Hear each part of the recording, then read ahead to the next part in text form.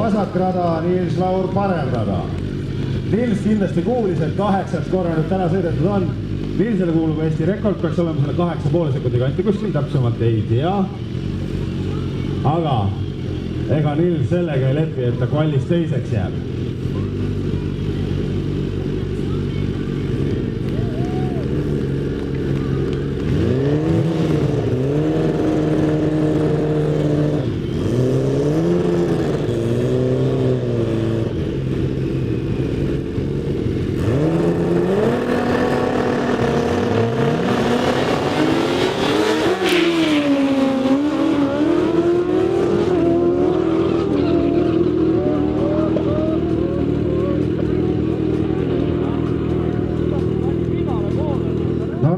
Normaalne, kõik käib väga hästi. 9.35, 242 kilomeetris vasakrada.